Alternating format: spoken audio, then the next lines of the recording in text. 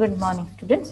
Today we are going to start our third chapter in AWT, that is State Management in ASP.NET. Okay.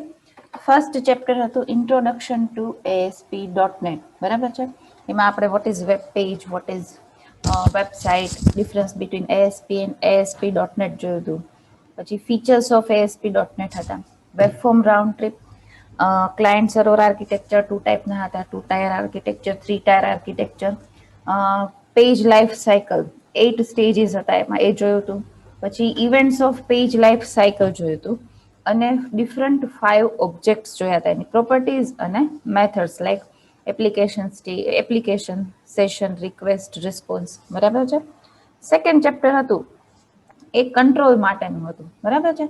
Controls એટલે જે server side controls હતા એ અને validation controls આપણે જોયા હતા. બરાબર છે. સર્વર સાઇડ કંટ્રોલ્સમાં text box, button, label, radio button, radio checkbox, પછી આપણે જોયું હતું image, link button, image button, પછી hyperlink, file upload control panel, placeholder. Okay. પછી આપણે વેલિડેશન કંટ્રોલ્સ સ્ટાર્ટ કર્યા હતા.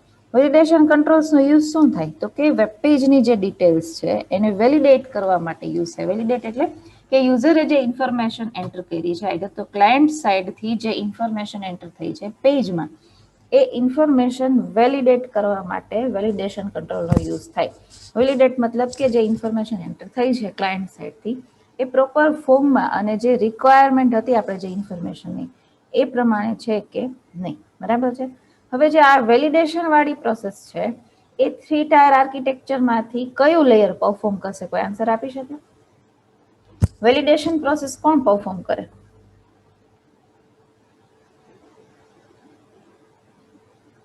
Yes Chaitanya? Application layer. Very good. Application લેયરનું બીજું કઈ નામ? Business layer. Yes, right. Okay, very good. ચલો હવે વેલિડેશન કંટ્રોલ્સ કયા કયા જોયા હતા આપણે?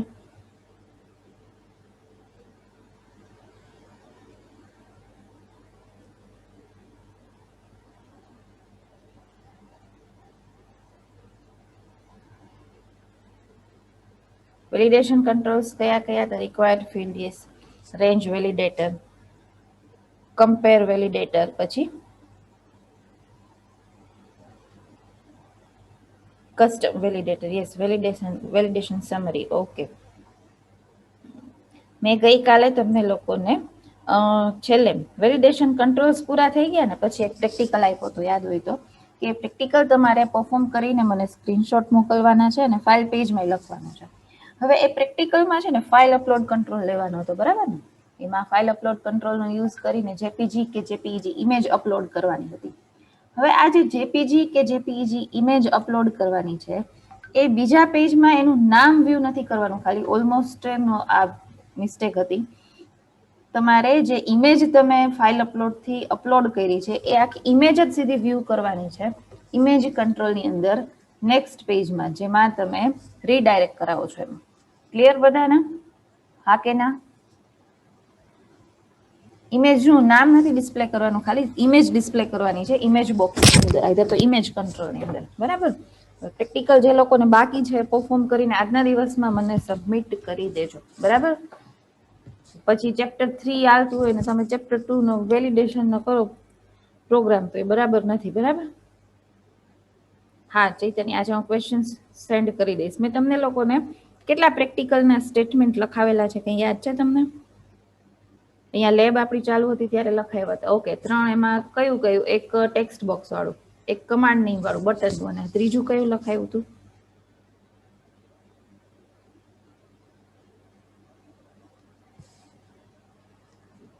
હા, ફર્સ્ટ સ્ટેટમેન્ટ મેં લખાવ્યું હતું text box. Okay, link button અને image button. Okay, very good. ચાલો તો પછી હવે એના પછી રેડિયો બટન વાળો પ્રોગ્રામ આવતો હશે ને?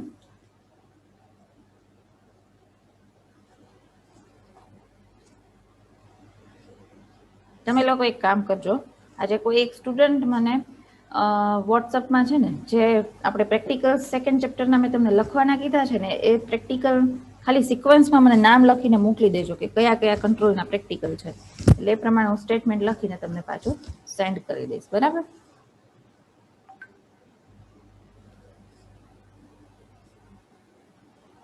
Okay, so let's start with our new chapter, third chapter. Okay, state management in ASP.NET. State મેનેજમેન્ટની રિક્વાયરમેન્ટ શું હોય વેબ પેજમાં? કોઈ આન્સર આપી શકે? What is the use of state management? State એટલે કયું સ્ટેટ મેનેજ થશે?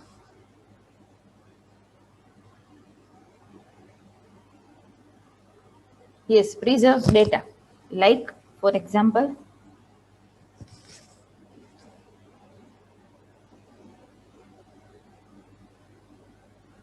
ડેટા પ્રિઝર્વ થાય મતલબ કેવી રીતે થાય? કયો ડેટા પ્રિઝર્વ થાય? એનું કાંઈ એક્ઝામ્પલ?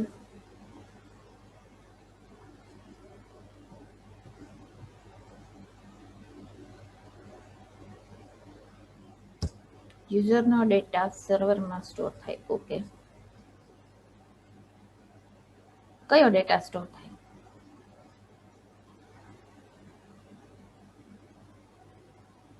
યસ, ઇટ મીન્સ કે ફર્સ્ટ ટાઈમ યુઝરે કંઈક ડેટા ઇનપુટ કર્યો છે, પછી પાછો કંઈક ચેન્જ કરે તો ફર્સ્ટ પહેલા જે ઇનપુટ કર્યો છે એ પ્રિઝર્વ થઈ શકે, આઈધર તો એ રિમૂવ કરીને બીજો સેવ થઈ શકે. ઇન શોર્ટ, સ્ટેટ મેનેજમેન્ટ એટલે ક્લાયન્ટ સાઇડથી કાંઈ પણ ડેટા એન્ટર થાય કે કોઈ બી એક્ટિવિટી પરફોર્મ થાય એનું આખું મેનેજમેન્ટ મતલબ કે જે કાંઈ વસ્તુ પરફોર્મ થઈ છે, જે કાંઈ વસ્તુ એન્ટર થઈ છે એને સેવ કરી રાખવી, દેટ ઇઝ સ્ટેટ મેનેજમેન્ટ. બરાબર છે?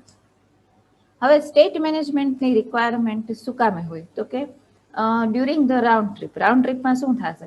તો કે યુઝર છે કાંઈ બી ડેટા એન્ટર કરશે, પછી સબમિટ કરશે. જો એનો ડેટા વેલિડેટ થયેલો હશે તો વેલિડેટ ડેટા એન્ટર કરેલો હશે તો એ બીજા પેજમાં રીડાયરેક્ટ થશે. હવે રજિસ્ટ્રેશન ફોર્મમાં યુઝરનેમ પાસવર્ડ સેટ કર્યા હોય એનો યુઝ કરીને પાછું એ લોગિન થઈ શકશે. બરાબર છે? તો એને જે ઇન્ફોર્મેશન એન્ટર કરી એ પ્રિઝર્વ થઈ એટલે કે સેવ થઈ. આ જે ઇન્ફોર્મેશન સેવ થઈ ને that is known as state management generally. બરાબર છે? સ્ટેટ મેનેજમેન્ટ માટે સૌથી ઇઝીએસ્ટ વે છે કુકીઝ. બરાબર? યુઝર નેમ કેવી કોઈ પણ જે વેલ્યુઝ છે ને એ ટેક્સ્ટ ફાઇલમાં, સ્મોલ ટેક્સ્ટ ફાઇલમાં સ્ટોર થાય as a cookie client side. This is the very primary example of state management. બરાબર? હવે જનરલી સ્ટેટ મેનેજમેન્ટ એક્સટર્નલી શું કામે કરવું પડે? વેબ પેજમાં.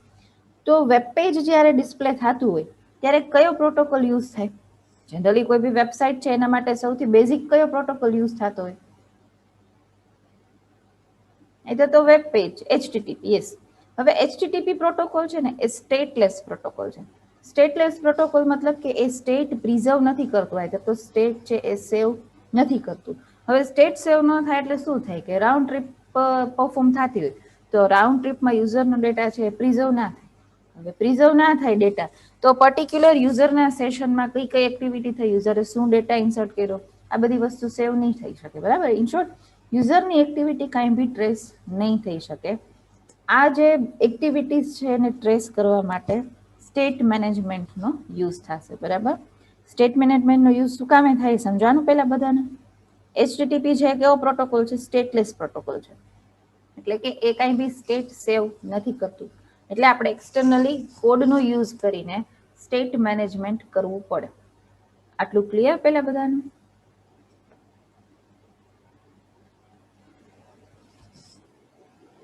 ઓકે.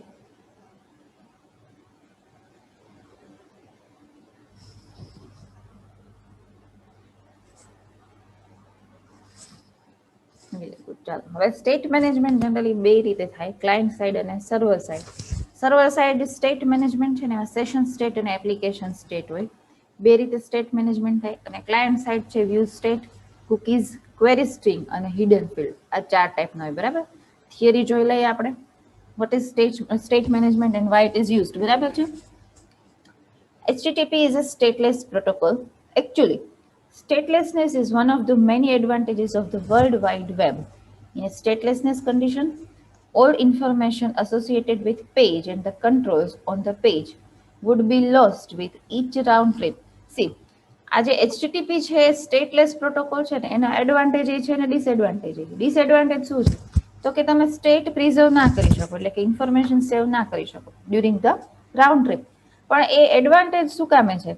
કેમ કે જો આ HTTP છે એ ઓટોમેટિકલી સ્ટેટ મેનેજમેન્ટ કરતું હોય તો નંબર ઓફ ક્લાયન્ટ્સ તો વર્લ્ડ વાઇડ કેટલા બધા હોય ને, તો એના ઈચ એન્ડ એવરી રાઉન્ડ ટ્રીપનો બધો ડેટા જો સેવ થતો હોય તો સર્વરમાં કેટલું બધું લોડ થશે ને, એટલે સર્વરનું જે એકચ્યુઅલ વર્ક છે પરફોર્મ જ નહીં થાય. એટલે HTTP સ્ટેટલેસ પ્રોટોકોલ છે, મતલબ કે સ્ટેટ સેવ નથી કરતું. તો એનો એક આ એડવાન્ટેજ પણ છે કે સર્વરમાં આ લોડ ના વધી જાય. બરાબર છે, સમજાણું? હા કે ના? ડિસએડવાન્ટેજ એ છે અને એડવાન્ટેજ એ છે. બરાબર, આ ક્લિયર ને? Okay. Round trip means a request from a user to the web server and response from web server to the user. Round trip generally એને જ કહેવાય ને કે યુઝર છે કાંઈ બી રિક્વેસ્ટ કરે વેબ સર્વરને, વેબ સર્વર એને પાછો રિસ્પોન્સ આપે. આ આખી પ્રોસેસ છે that is known as round trip. There is no standard way in which server can determine whether a subsequent HTTP request is from the same user. એટલે એવું કોઈ standard કઈ ફોર્મેટ નથી કે એનાથી સર્વર એવું આઈડેન્ટિફાઈ કરી શકે કે જેટલી HTTP રિક્વેસ્ટ આવી છે એ એક જ યુઝર પાસેથી આવી છે. બરાબર, શું કામ એ ના કરી શકે? કેમ કે HTTP સ્ટેટલેસ પ્રોટોકોલ છે, યુઝરની ઇન્ફોર્મેશન કઈ સેવ નથી કરતું, એટલે સર્વર છે ડિસાઇડ નહીં કરી શકે. બરાબર. To overcome this limitation of traditional web programming, ASP.NET includes several features that help you preserve data on both a per page basis and an application wide basis by its state management capabilities. હવે HTTP ની limitation શું? તો કે state management નથી કરતું, state સેવ નથી કરતું. એટલે સર્વર એવું ડિફાઇન નહીં કરી શકે કે જેટલી HTTP રિક્વેસ્ટ આવી છે એ સેમ યુઝરની આવી છે કે અલગ અલગ યુઝરની આવી છે, કેમ કે HTTP કઈ યુઝરનું સ્ટેટ સેવ કરતું જ નથી. પણ આ વસ્તુ કરવા માટે, એટલે કે સ્ટેટ સેવ કરવા માટે ASP.NET આપને સ્ટેટ મેનેજમેન્ટ ફેસિલિટી પ્રોવાઈડ કરે. આ સ્ટેટ મેનેજમેન્ટ છે ને એ તમે પર પેજ કરી શકો અને પર એપ્લિકેશન કરી શકો. બરાબર. ASP.NET provides various options for state management such as client-based state management options and server-based state management options. Clear બધાને આટલું?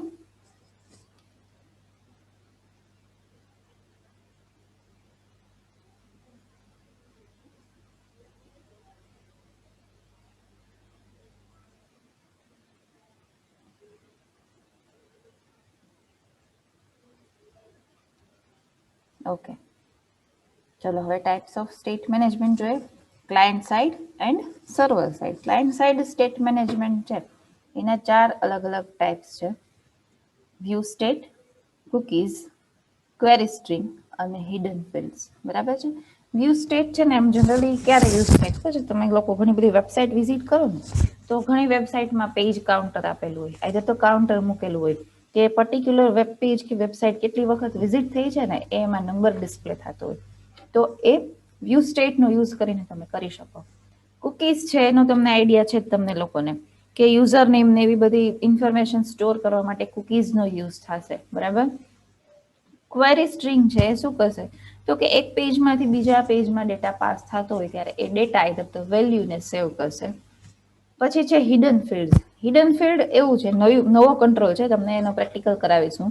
હિડન ફિલ્ડ કંટ્રોલ છે ને એ ક્લાયન્ટને ડિસ્પ્લે ના થાય, પણ ક્લાયન્ટ જે ઇન્ફોર્મેશન એડ કરે આઈધર તો ઇન્સર્ટ કરે એ hidden field control through automatically સર્વરમાં સેવ થઈ શકે. બરાબર છે. ક્લાયન્ટ સાઇડ મેનેજમેન્ટ 4 રીતે થઈ શકે: view state, cookies, query string અને હિડન ફિલ્ડ્સ. ક્લિયર બધાને?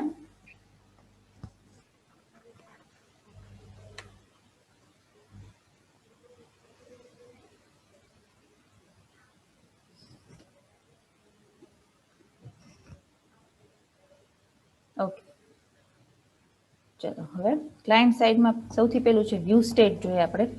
વ્યૂ સ્ટેટ છે શેના માટે યુઝ થાય? બરાબર. ASP.NET uses view state to track the values in the controls. Controls એટલે કે તમે ટેક્સ્ટ બોક્સમાં કાંઈ વેલ્યુ એન્ટર કરી છે, આઈધર તમને ચેકબોક્સ પ્રોવાઈડ થયા છે તો ચેકબોક્સમાંથી કયું સિલેક્શન કર્યું છે, રેડિયો બટન પ્રોવાઈડ થયું છે તો રેડિયો બટનમાંથી કયું સિલેક્શન કર્યું છે. આ બધી કંટ્રોલની વેલ્યુઝ યુઝરે જે એન્ટર કરી હોય તો ક્લાયન્ટ સાઇડથી જે એન્ટર થઈ હોય એને ટ્રેક કરવા માટે વ્યૂ સ્ટેટનો યુઝ થાય. It is used by the ASP.NET Page framework to automatically save the values of the page and of each control just prior to rendering the page. એટલે કે page render થાય એ પહેલા કંટ્રોલની values બધી સેવ થઈ જાય. તમને યાદ હોય તો આપણે વેબ પેજ લાઈફ સાયકલ જોઈને એમાં એક ફેઝમાં આ વસ્તુ પરફોર્મ થતી હતી. કયા ફેઝમાં થતી હતી કોઈને યાદ છે? 8 phases હોય ને, different types of web page life cycle. એમાં કયા ફેઝમાં આ વસ્તુ પરફોર્મ થતી હતી? કંટ્રોલ્સની વેલ્યુઝ સેવ થાય રેન્ડર થયા પહેલા કયા ફેઝમાં આ વસ્તુ પરફોર્મ થતી હતી?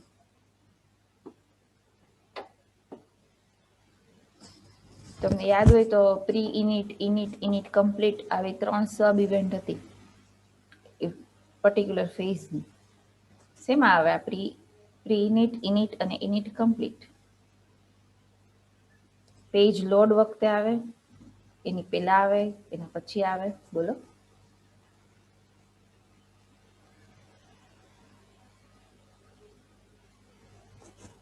Yes, page initialisation. Page initialise થાય ને ત્યારે કંટ્રોલની જે સ્ટેટ્સ હોય સેવ થયેલું હોય એ રેન્ડર થાય. મતલબ કે રેન્ડર થાય આઈધર તો પેજ પાછું પોસ્ટ થાય એના પહેલા આ જે કંટ્રોલની વેલ્યુઝ છે એન્ટર થયેલી છે એ સેવ થશે. બરાબર. In other words, it's a method to preserve the value of page and controls between round trips. User through client side થી જે રાઉન્ડ ટ્રિપ્સ પરફોર્મ થાય ને એ રાઉન્ડ ટ્રિપમાં વચ્ચે કંટ્રોલની વેલ્યુ અને પેજની વેલ્યુ સેવ કરવા માટે વ્યૂ સ્ટેટનો યુઝ થશે. When an ASP.NET page is submitted to the server, the state of the controls is encoded and sent to the server. જો state of the controls is encoded એટલે કંટ્રોલનું state છે એ સેવ થશે, encode થશે and sent to the server at every form submission in a hidden field known as underscore view state. આ hidden field વાળો practical કરશું ને ત્યારે તમને આઈડિયા આવશે કે ત્યારે હિડન ફિલ્ડનો યુઝ કરો, આઈધર તો વ્યૂ સ્ટેટ ડાયરેક્ટ ઓબ્જેક્ટનો યુઝ કરો. એનો યુઝ કરીને જે તે કંટ્રોલની વેલ્યુ છે કે સ્ટેટ છે એ એન્કોડ થઈને સર્વરમાં સેન્ડ થાય. ક્યારે? એવરી ટાઈમ ફોર્મ સબમિટ થાય ત્યારે. બરાબર. When the HTML markup for the page is rendered, the current state of the page and values are retained during the post back. એટલે યુઝર એક ઇન્ફોર્મેશન કાંઈ બી એન્ટર કરી પછી શું થશે? સબમિટ ઉપર ક્લિક કરશે, ડેટા વેલિડેટ હશે તો શું થશે? એને ઇન્ફોર્મેશન ડિસ્પ્લે થશે કાં તો બીજા પેજમાં રીડાયરેક્ટ થશે. એટલે આખી પ્રોસેસ શું થઈ? તો કે રાઉન્ડ ટ્રીપ થઈ. તો આ રાઉન્ડ ટ્રીપ દરમિયાન શું થશે કે આ પેજ રેન્ડર થાય ત્યારે જે વેલ્યુઝ છે કંટ્રોલના જે સ્ટેટ છે એ બધા રિટેન થશે. રિટેન થશે એટલે કે સેવ થશે. ક્લિયર? હા કે ના? ક્યારે સેવ થાય કંટ્રોલનું સ્ટેટ ને value? During the round trip. બરાબર. Each and every web form round trip. બરાબર. અને આ ડેટા છે એ જ્યારે ફોર્મ સબમિટ થાય ત્યારે સર્વરમાં સેવ થશે. ઇન શોર્ટ, પેજનો ડેટા કે કંટ્રોલની વેલ્યુઝ કે કંટ્રોલનું સ્ટેટ આ ટ્રેસ કરવા માટે કે સેવ કરવા માટે કોનો યુઝ થશે? View state. બરાબર.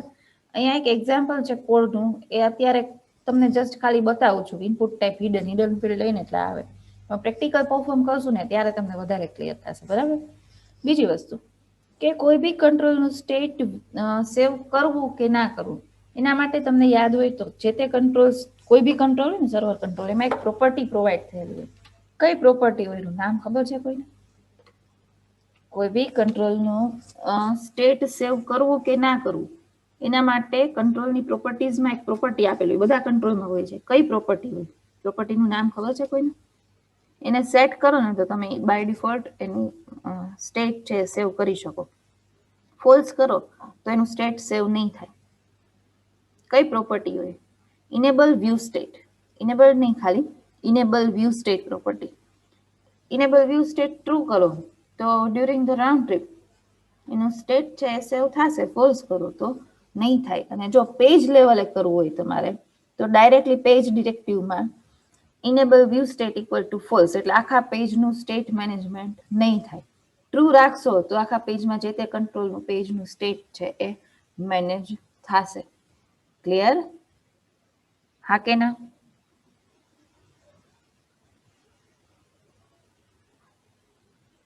હવે જનરલી કેવું હોય ખબર છે કે બાય ડિફોલ્ટ કોઈ બી પેજ હોય ને એના કંટ્રોલ આઈધર તો એનું વ્યૂ સ્ટેટ પ્રોપર્ટી હોય એ ટ્રુ હોય, પણ જે કંટ્રોલની વ્યૂ સ્ટેટ પ્રોપર્ટીની જરૂર નથી એને ફોલ્સ કરીને આપણે પેજની સાઇઝ અને સર્વર પ્રોસેસિંગ ટાઈમ ડિક્રીઝ કરી શકીએ. શું કામ? તો કે અમુક એવા કંટ્રોલ હોય કે એનું સ્ટેટ મેનેજમેન્ટ કરવાનો કોઈ ફાયદો હોતો નથી, બરાબર? તો તમે શું કરો, એનું સ્ટેટ મેનેજમેન્ટ પ્રોપર્ટી છે એ ફોલ્સ કરી નાખો. કઈ property? Enable view state property. એટલે એટલો પ્રોસેસિંગ ટાઈમ ઓછો લાગે અને પેજ સાઇઝ છે એ ડિક્રીઝ થઈ શકે. ક્લિયર?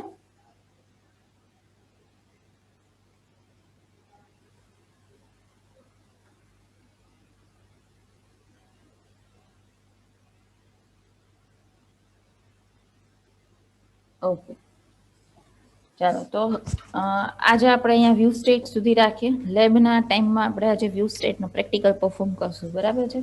પણ સેકન્ડ ચેપ્ટરના જે ક્વેશ્ચન્સ લખવાના છે એનું લિસ્ટ તમે જે લખવાના મેં કીધા છે એ મને કોઈ વોટ્સએપ કરી દેજો આજના દિવસે, બરાબર? So we are going to end our session over here. Thank you students.